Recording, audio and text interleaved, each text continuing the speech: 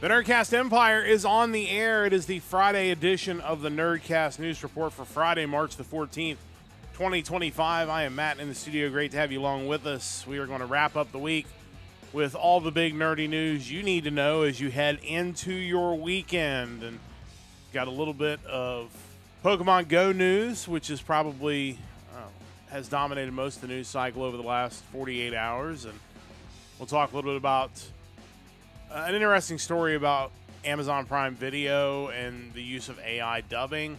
How many Switch units are already ready to go, ready to sell here in the U.S.? At least a rumor has that as being the case.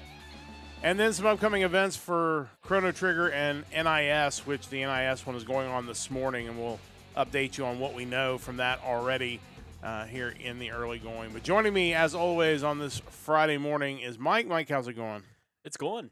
Glad the week has now reached its end. Kind of some fun news stories, both positive and negative, but certainly interesting to go over today. And just excited to get into it. Yeah, and it's interesting because some of these news stories are clearly positive, and some are clearly maybe not positive, and then there are some others that maybe the jury's out on how positive or negative these stories are going to be. And so, we're going to kind of get into it and speculate a little bit on how we think they kind of all break down. And we're going to start with, like I said, probably the one that has most dominated the news cycle over the past 48 hours. And it's not surprising. It's something that has been rumored for a while that Niantic was going to be looking at getting rid of pretty much most, if not all, of their gaming portfolio, and they have done that. They're going to, or have sold it to Saudi Arabian mobile publisher Scopely for $3.85 billion. That is obviously a ton of money, and $3.5 billion of it. I'm trying to see how this is explained. Buying the games and the teams, and then there's an additional $350 million in cash just kind of thrown in. The full deal is supposed to close at the end of 2025. But, I don't think any of this is a surprise as far as the act of them selling Pokemon Go. I think there's been rumors for a while that they may be looking to do that. But they have sold it to a company that doesn't have necessarily the best reputation with gamers because of games that they have currently. Monopoly Go is probably the biggest example of a game that was mentioned quite a bit online that is pretty aggressively loot heavy, I think, is the biggest complaint. And Pokemon Go is a game that is obviously set up to be that type of game if you really want to run it that way. Obviously, you've played Pokemon Go. Your kind of just general thoughts on what this kind of looks like at the onset. Yeah, it's interesting because I feel like Pokemon Go is a game that your results will vary based so much on where you're at. If you're a more rural player, it is very much super monetized because if you want to get anywhere or do anything with any regularity, you're going to have to throw money into it. Now, obviously, if you're more in the city, that's not as much of a big deal because you can spin Pokestops pretty regularly and accumulate a lot of items and Pokeballs. But anytime a game like this changes hands in the modern era, you just have to assume it's because some other company wants to use it to make even more money. And I've heard of Monopoly Go mostly through their kind of dumb commercials you see fairly regularly. Yeah. I'm not familiar with the other games Scopely's running. Marvel Strike Force, Star Trek Fleet Command, Looney Tunes World of Mayhem. Figured out some sort of insurance commercial, but no, it's a Looney Tunes game. But Pokemon Go's had a good run. Been around since 2016, and if they do decide to monetize it even further, then I think you're going to have a lot of people. There's so many ways to enjoy the hobby of Pokemon beyond Pokemon Go. I think the whole thing's been weird to me just over the years. Like, I've enjoyed it as kind of a walking companion, but that's really about the extent of my involvement. When they started bringing in quests where they wanted you to like walk around and take more pictures of individual landmarks. I thought that was always kind of weird. And it does seem like Niantic is definitely shifting their focus more into kind of the AR space and how they can use that to basically further AI and potentially even robotics in the future. So it's kind of a wild thing, and we'll see how long Pokemon Go remains fairly similar to what it is now. And it should be noted, obviously, the other games in this acquisition are not maybe as heavily played, but it is worth noting that Pikmin Bloom and Monster Hunter Now are also included in this acquisition, obviously as lesser pieces, just for the monetary thing. And, the one thing when you look at it is you have to think that there's a limit to what they can actually do, because part of acquiring something for $3.5 billion is that you're counting on the player base, the player activity to at the very least hold steady, Yeah. if not increase. That would be the goal. So, yeah, I'm sure they're going to find new ways to monetize the game, but I also think they have to be very careful because, Pokemon Go was such a unique way to get people out of their house and out and exploring the world and doing that. And there are a lot of people that play that game that probably wouldn't need a whole lot of motivation to get back in their house and not go out and explore. Absolutely. So, you are playing with fire if you mess with it too much, because those people will just come back to the console and not play it anymore. And of course, we've talked about with the Switch 2 coming out, there are going to be new Pokemon properties coming from Nintendo on their system soon. And, I think if you're Scopely, you've got probably a short window of 3 to 6 months to kind of reassure the players, like, hey, this is still going to be good. We're going to make it better. It's not just going to be a money grab. We know it's going to be a little bit of a money grab because you don't pay $3.5 billion, like you said, not to try to make more money off the game. Yeah. But, you want to try to reassure the people who do play it more on a casual basis for fun, a walking companion, that experience isn't going to go away, and we're going to do what we can to make that experience better, while for people who are hardcore into it and want to give us their money, we'll give them new ways to do that. So it's going to be interesting to see how you can balance that out to make sure you're not just throwing $3.5 million or $1 billion into a burner and just setting it on fire. And that's just this purchase. That's not even accounting for the fact that last year, 2 years ago, Savvy Games Group bought Scopely. So, Savvy Games Group is the company that's a subsidiary of Crown Prince Mohammed bin Salman's Saudi Arabia Public Investment Fund. Yeah. So they've already dumped a bunch of money in the gaming space, and it's kind of a part of a bigger story where it's clear that he and Saudi Arabia are really looking to get deep in pop culture. You look at all the different things they're involved in and will be involved in. It's certainly an interesting time. It is, and we don't really get too deep into the political world on this podcast, but there are certainly geopolitical and economic, factors that are involved in this, that they are obviously trying to get their hands in a little bit of everything, and we've seen it in the sports world with obviously golf is the biggest one with the the spinoff golf organization and has now kind of opened the door for them potentially to have a merger with the PGA and get into that space. We just saw an announcement that they're starting a boxing. Organization, a spinoff of the UFC. Obviously, they spend a lot of money on tennis and soccer.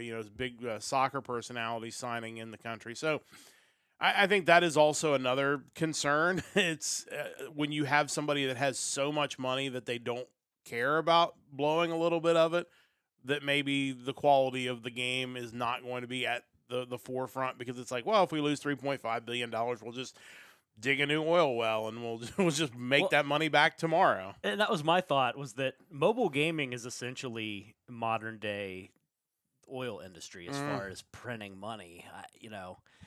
You could draw comparisons between the two industries, I think, and I'm not surprised to see them kind of getting knee deep in the mobile gaming space. Yeah, so it's certainly a story we're going to keep an eye on, because, like I said, I think they've got about a 3 to 6 month window once all this is finalized to try to win over the gamers of Pokemon Go and make sure they try to keep as many of those people engaged at some level. Otherwise, people are just going to move on to the next thing. So, fascinating story. I think there are certainly larger ramifications than we even realize at this point, but we'll certainly keep an eye on where this story goes as this kind of the fallout from the sale kind of really takes effect in the days and weeks to come. A couple other smaller stories today. This is kind of a day of smaller stories, although this one could be a bigger story down the road. And I saw this last week and didn't really get the chance to bring it up because obviously we were off for a few days. But the news coming out that Amazon Prime Video, who of course one of the biggest streamers in the world, we've been talking about them on this podcast because of course they're going to be streaming the new Gundam series. They've announced an AI dubbing pilot program for licensed TV series and movies. And at least when you read this article, or at least the kind of the vibe I get off of it is at first, a lot of this is going to be focused. And we saw a similar story on the manga side a few months ago in putting quick dubs on things that wouldn't get a dub otherwise, countries that maybe would be underrepresented by their language, a chance to dub it to some degree as another means of which to get into a market.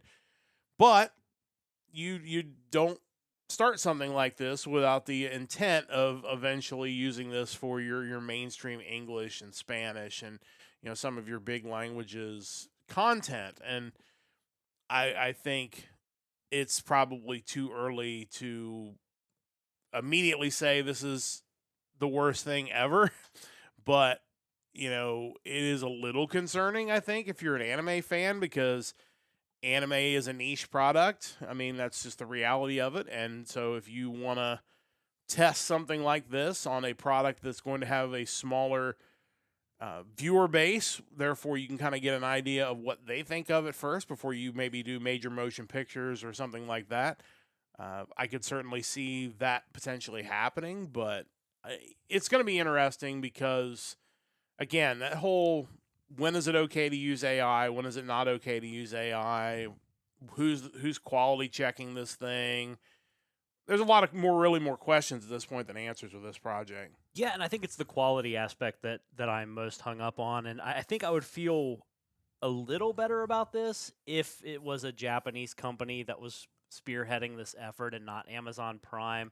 I feel like if it was the actual Japanese production companies doing this, you could make the case of, oh, that's cool because maybe someday that means we'll cut out some of the middlemen from anime creation to something that I can consume over here. I think when you have Amazon Prime doing it, or really, I mean, you could make the same case for Crunchyroll or any company over here. They mentioned in the article that they're going to work closely with localization professionals as far as to make sure the AI is being trained properly, and it's like you hope the right people are getting in those positions because that's what's going to make or break it is how the AI is trained. If it's trained to spit out some of the less high quality stuff that we've seen lately, we're not gaining anything. Yeah. Like it has to be quality, it has to be consistent. If we can get to that point, fine, but I'm still skeptical as to what the end product looks like here. And I think the biggest issue so far, and we've seen it with automated subtitles and how inconsistent they've been or not quality checked at all, where you have sections missing or completely wrong or from the wrong show in some cases. Yeah. I think the question is always going to be with these type of projects, how many broken eggs are you going to have to suffer through before you get an omelet? And,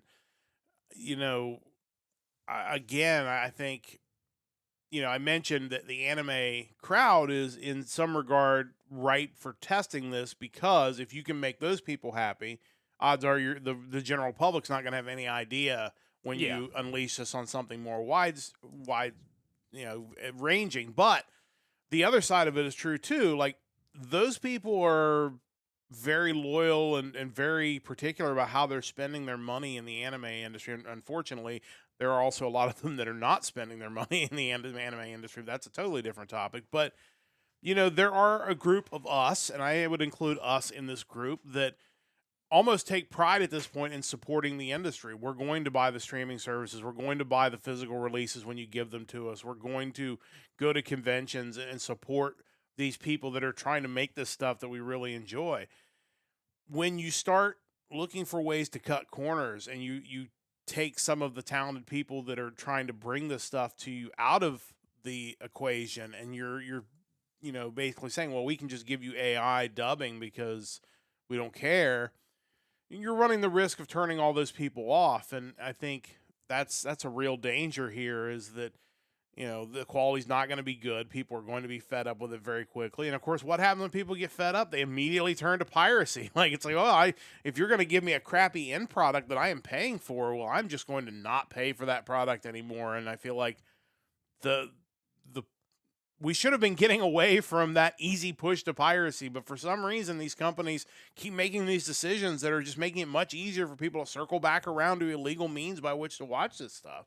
Yeah, I only hope, and this is probably best case scenario, is that any money they might be saving with this push for AI is then put into the user experience on their streaming platforms. Yeah. Because if those work properly, I think I'm okay with all of this. It's just a matter of, as the customer, I want the best experience, whether it's done by a machine or a human. Just don't, because that's a thing that a lot of people talk about, is even just the website viewing experience on a lot of these piracy sites is vastly superior. Yeah. That's something that can be fixed. Like, you can avoid that. Like, well, we just saw a post on the Crunchyroll subreddit yesterday talking about how their video quality's been going down. And,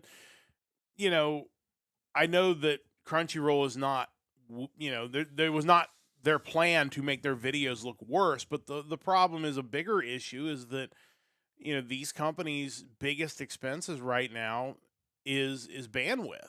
yeah. And spending the money to be able to stream all of this content. And not to say illegal companies don't have that too, but maybe they have some more luxury into how they encode their episodes or whatever it may be that allows them to maybe save on that. But they're trying to keep some of these streaming costs reasonable, both for the end user and for the company. But at the same time, they're not spending the money on the UX on the front end, so it makes the user experience bad. And now you're going to make the episodes look worse. It's like, why am I still using this product? My concern about that is, I worry that they have some sort of data somewhere that suggests that the vast majority of the people watching Crunchyroll anime are doing it on their phones. Yeah. So there's really no reason to give you higher quality than what your phone can possibly give you. Which is crazy if that's true, because why? I hope that's not the case, but that's my first thought. That's entirely possible. But again, I mean, if you have UX people who can give you a different quality output on a mobile device compared to your Roku, to your Fire Stick, like, you can do that. Like, that should be totally reasonable. But it's really interesting. And like I said, I'm not sure how I feel about it. I think the other takeaway from this article is, I guess I didn't realize just how popular Amazon Prime was in terms of the anime space.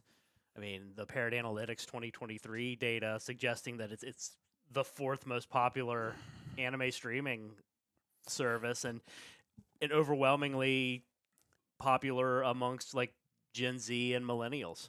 I mean, so many of those people, and obviously we're, just in the kind of age group above those groups, they have Amazon Prime, so you've already got it. Like, it's one of those things that you do so much of your shopping on there, like, you've already got the service. There were some issues, I think, when they first got into it with their UX, but again, I mean, we've seen Amazon successfully stream NFL football every Thursday night. Like, and if you can do that with the kind of volume that watch that, you can certainly handle episodes of anime. And I think the reason maybe it kind of flew under the radar here is that I feel like maybe they don't have as many U.S. licenses, that a lot of the licenses they have are in other countries in the world. But now I think that with, G-Quox, this is one of the first titles that they're getting the worldwide streaming rights to. And so I think it's going to come more to the forefront here in the U.S., which, of course, makes stories like this come more to the forefront as well. But I think it also highlights an issue that your Crunchyrolls and your High Dives and Funimation and all them they're gonna struggle with, is that Amazon Prime, Netflix, Hulu, they're all encompassing platforms Yeah. that millennials and Gen Z may not want to drop $150 a month over 12 streaming platforms. So if we can cut down the volume that we have and still get the widest range of entertainment, I think that's why in the article amongst that with that survey they mentioned that Amazon Prime ranked behind Hulu but ahead of Crunchyroll, Max, Tubi, VRV, High Dive. People are going to want the best bang for their buck. Yeah, for sure. And as these streaming services get more expensive, you absolutely have to just kind of decide which ones are essential. Now, And which one's actively making a better product for me? yeah, for sure. And I feel like Crunchyroll is maybe not doing that at the moment. I feel like High Dive does make a good effort. Like their app's not great, but at least you feel like you're supporting, people who are trying with High Dive. So, it's it's going to be interesting to see if this is kind of Amazon Prime's opportunity to maybe take a little bigger piece of the U.S. market with all of this. And, The Crunchyroll situation kind of reminds me of years ago at Blockbuster when Blockbuster was still both relevant and a really big deal. It was super successful. There was this push at one point that in order just to cut hours, we need to make sure people are out of the store, the employees are out of the store no more than 15 minutes after close. And they were okay with the idea that, well, maybe the store wouldn't be as clean or as organized as a result. And I remember like one of the phrases that was thrown around was people would walk over dead bodies to rent our movies. And that was probably about 10 years before the company is now gone, essentially. Yeah. So, turns out they would do that for a while. yeah, they'll do it until they don't do it anymore. Yeah. Or until you give them another way where they don't have to do it anymore. And that's kind of what happened with Blockbuster. And then I think that's something that we'll have to keep an eye on here, too, that Landscape's always shifting. it is. It's just there's too much money in it for it not to. So, interesting stuff. I'll be curious when we get a little better idea of what this AI dubbing is going to look like and kind of maybe get some reviews on that. A few other stories just wanted to get to. And I don't know how much rumor stories are really stories, but this was just kind of fascinating and something that's worth a quick mention. The rumor has it that 400,000 Nintendo Switch 2 units have already been imported into the United States. That happened within days of the console's announcement, according to a report. And so it kind of sounds like they are gearing up for this big release. And maybe this release will happen sooner rather than later if all the stock is already here. We know the Direct is coming up in a couple of weeks. We'll certainly have full coverage of that when it comes up. But it makes me wonder because I think the prevailing mindset was that we were looking for a summertime launch. It makes me wonder maybe they'll think about getting it done sooner if they've got that many units already kind of geared up and ready to go here in the States. Yeah, I think a lot of people looked at those live events they have scheduled and they think clearly the release, it may be sooner than we expect, but it's going to be after those. Yeah. And I think that's why a lot of people are eyeing June because I think those live events go into May. It's hard to say. I can only hope just based on these numbers because they mentioned also that was what was imported in January. They assume there's been more since. Yeah. You only hope that means that when it comes time to hit street date for the Switch 2, we're not going to see any kind of difficulty getting a hold of the hardware because I think that's always the concern. I think back to the days of like the Wii release and how tough those were to get a hold of. Yeah. And, more recently, like the PS5, people will buy it. Just make it available. Well, and I think Nintendo probably saw what happened with the PS5 and thought, we can't let this happen. Like, we want people to get this in their hands. We want people to be willing to buy it right out of the gate. So we need to make sure that we've got plenty of units available so people can get it and not have to.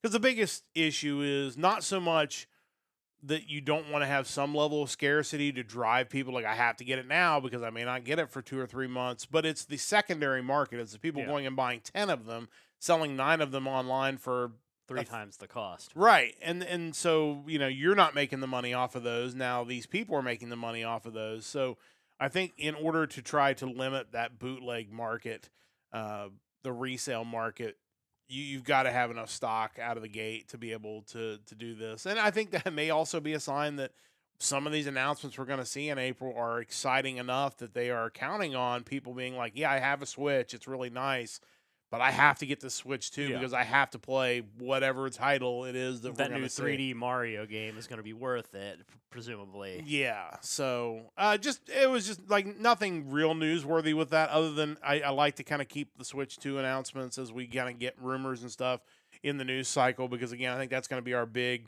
story as we go into Q2 of 2025 is this direct in April. And every next story makes you think, man, we're getting close. yeah, it's here, basically. So we're already halfway through March. So April is right around the corner. So, yeah, we'll kind of keep an eye on any upcoming stories as far as that goes. A couple of just small things, although, like I said, one of them kind of in progress this morning. So we'll get to the one that's maybe just kind of a teaser for what might be to come. Chrono Trigger, obviously regarded as one of, if not the best JRPGs of all time, has announced, or at least announced that there will be announcements regarding 30-year anniversary projects that will be coming up. I think there's still a lot of unknown skepticism as to how big those projects will be. There will be a live stream coming up later today at 10 o'clock Eastern Time, 7 o'clock Pacific, where they're going to do some music from Chrono Trigger. I think we're going to see maybe announcements trickle out over the next few months as to what they may be doing. Will it be an art book? Will it be something along the lines of a HD 2D remaster of the game, which I think a lot of fans are certainly hoping for? It's probably too early to even speculate, but it is always great when you have this classic game that people are going to continue to celebrate, especially in a year where it's celebrating its 30th anniversary. Yeah, and kind of looking back to the post on X regarding this, the fact that they use the phrase they're planning a variety of projects over the next year that will go beyond the world of the game. I feel like a lot of what's going to be announced isn't going to be a game. It's just going to be some sort of more celebratory things. And you have this live stream that's going to be playing music from the soundtracks. To me, that kind of points to, and we've seen these become more and more popular and more prevalent, some sort of live orchestral tour playing music from Chrono Trigger. To me, that seems like a no-brainer. I think especially when they're streaming like 12 hours worth of music, it's almost like, hey, this is going to be music related.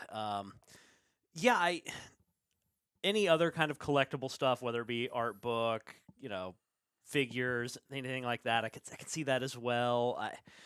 I would love some sort of, I don't want to say remake as much because I don't want them to totally reimagine the game.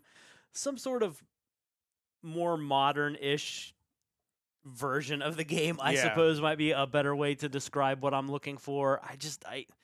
I think once you go too deep in the idea of making a remake, you're almost telling people the original game wasn't as good as maybe you think it is, so we need to make it better. And I don't think that's the case with Chrono Trigger. I think it's a near perfect game, and if you want to give me new games and more content beyond what we have now with Chrono Cross and the Radical Dreamers, I'm all for that.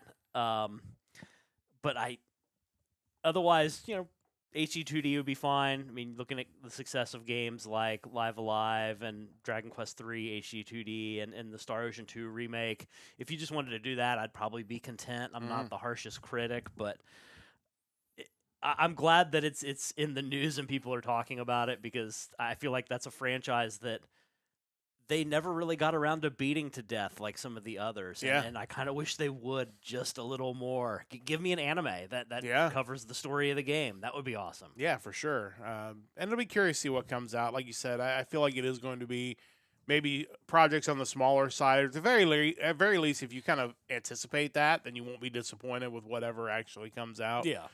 The other story, which when kind of put it in the rundown, it was a preview, but it's ongoing now. Nippon Ichi Software, currently, as we speak, or maybe just wrapping up, they're holding their Untitled event to talk about some new titles.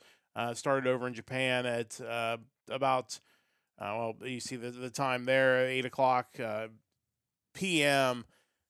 So obviously, this is a company that you have had a lot of fun playing their games over the years. Kind of what have you been able to kind of get from the trying to translate the the Japanese stream this morning as you were following along. Yeah, thankfully, Famitsu's been covering it kind of as it's been unfolding, and between that and Google Translate, I've gotten a decent amount of information. I think first and foremost, you have the new president, Kenzo Sadahashi, talking, and that's really cool. Obviously, their former CEO had passed away a little while ago. Um, it seems like he's really kind of doubling down and committing on new IP creation, which is exciting. Not that I wouldn't want 8 more Disgaea games in the next 8 years, For but sure. I'd be totally fine with that. But I'm all for they have a certain style about their games that I tend to gravitate towards, and I'm always interested in new IPs from them. Some of the games they have announced so far is the 5th installment of the Fudaiki series, which seems to be kind of a traveling reporter game. This one, you're going around on a motorcycle through the Mie Prefecture, getting to see real life locations and cuisine, and basically just writing stories that are going to be entered into a competition.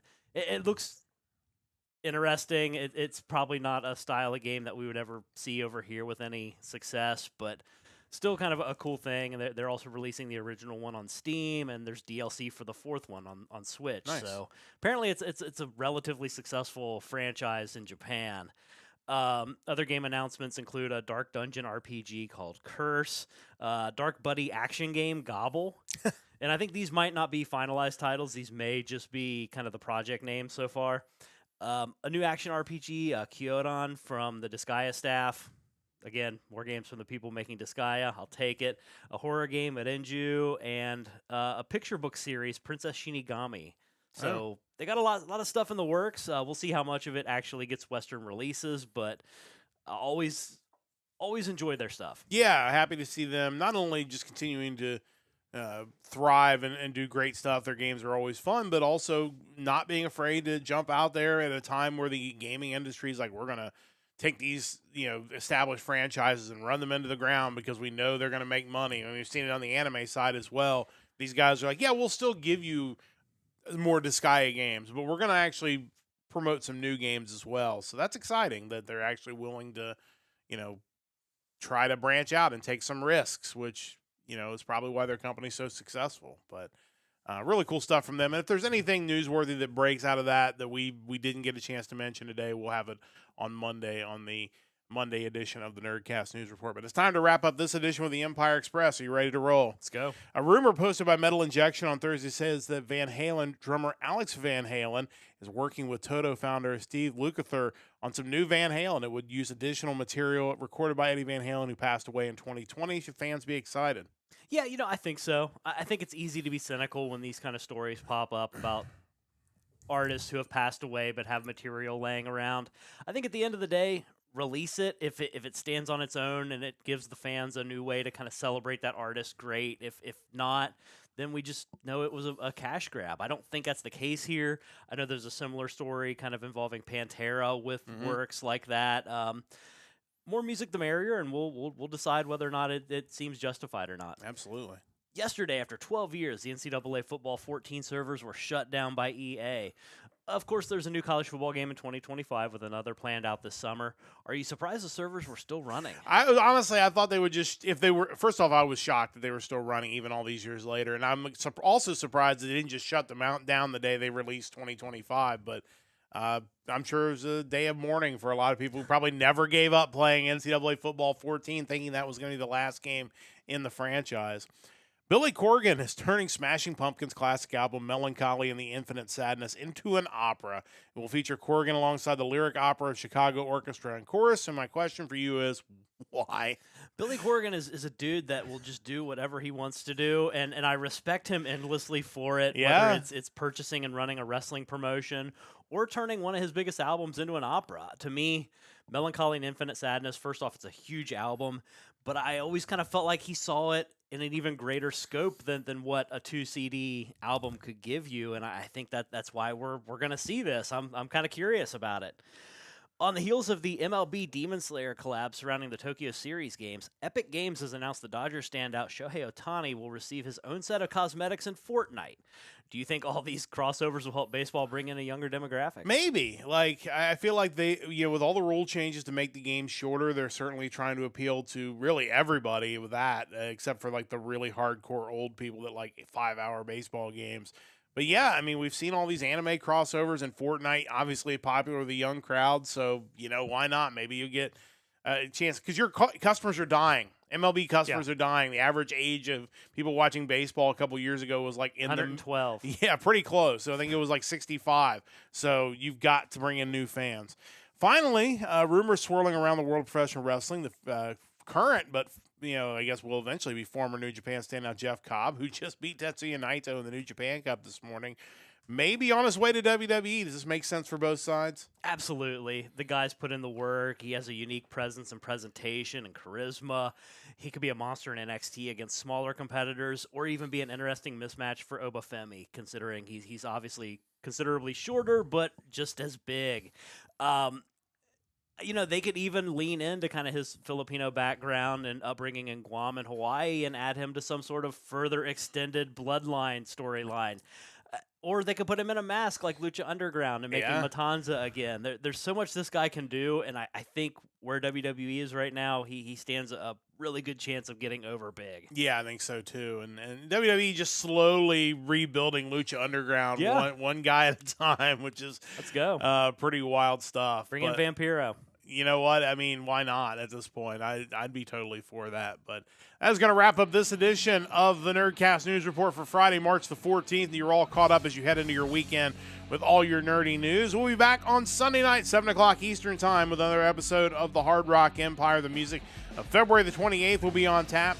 And then, of course, we'll be back with you 8:30 a.m. Monday morning to get your week started with another episode of the Nerdcast News Report. A big thanks to the entire crew. Big thanks to Mike for joining me. Big thanks to you for listening whenever and wherever you may be listening. That's going to wrap things up. We'll join you again on Sunday for the Hard Rock Empire. Until then, don't forget to join the Empire, the Nerdcast Empire.